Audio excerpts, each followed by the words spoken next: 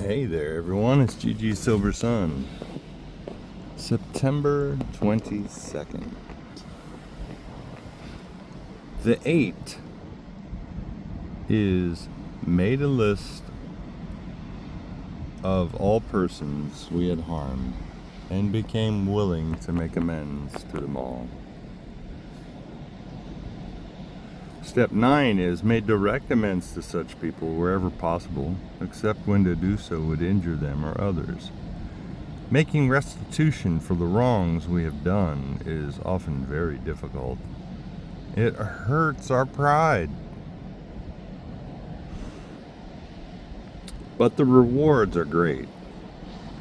When we go to a person and say we are sorry, the reaction we get is almost invariably good.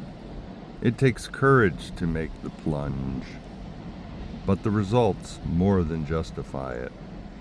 A load is off your chest, and often an enemy has been turned into a friend. Have I done my best to make all the restitution possible? Yes, and it's very important. You've heard people, I'm sure, I hear people in AA rooms talk about how, the 8th and 9th step or the 8th and 9th step for a reason.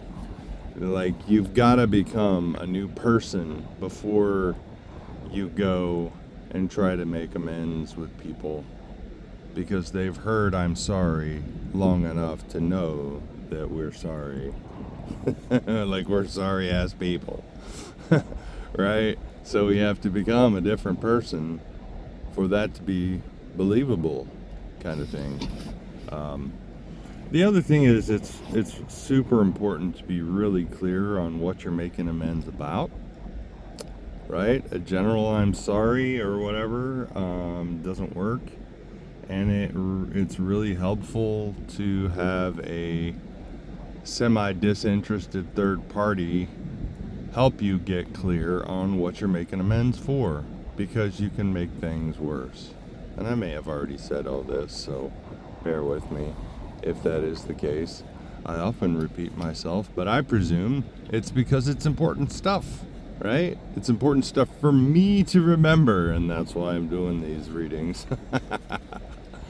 Basically to reaffirm the important stuff for me, not to reaffirm necessarily what I already know, but to reaffirm to myself the important things for my recovery. Meditation for the day. There should be joy in living the spiritual life. A faith without joy is not entirely genuine. If you are not happier as a result of your faith, there's probably something wrong with it. Faith in God should bring you a deep feeling of happiness and security, no matter what happens on the surface of your life. Each new day is another opportunity to serve God and improve your relationships with other people. This should bring you joy. Life should be abundant and outreaching. It should be glowing and outgoing in ever widening circles. Yeah, I love that. Faith is about connectedness, right? Love is about connectedness, being connected to other people, going to meetings, sticking out your hand and saying hello to people you already know and to people who you haven't met yet, friends you haven't met yet. I've shared this before, I'm sure, but I'll never forget when I went to Seattle for work, and I went into a meeting, obviously an unfamiliar meeting. I walked in with maybe 3 minutes before the meeting start time, and I sat down and I thought to myself, what a shame. What if I was a newcomer? No one even said barely anyone said hello, and man, I feel kind of awkward and, not welcome. And it went around the room, and by the time it got to me, I realized I probably had the most sobriety in the room. Quote unquote sobriety.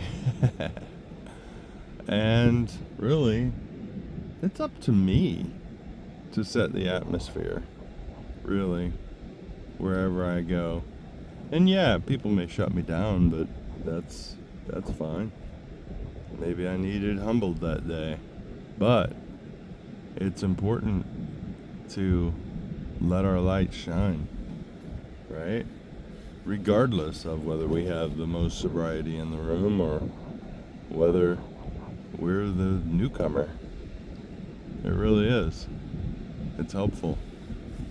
Prayer for the day. I pray that my horizons may grow ever wide. I pray that I may keep reaching out for more service and companionship.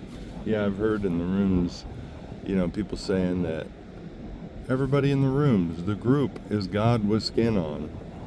And sometimes that's really obvious with what is shared, a feeling that one gets in the room. Hope. You can feel hope in the room. Sometimes that doesn't happen. I'm not naive to think that every meeting is a good meeting, because, if there's no hope, there's so much focus on the problem rather than the solution, it's not a great meeting. But we can do our part to lift it, right?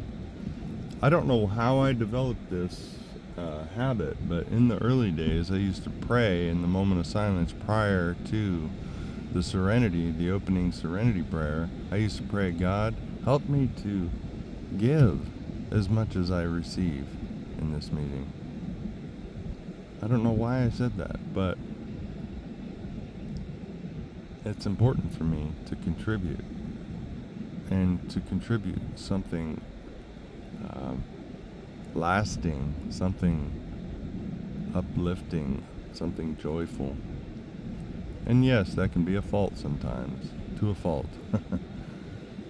But I believe we're called to let our light shine. So keep on coming back. Look up, aim up, rise up. Love y'all.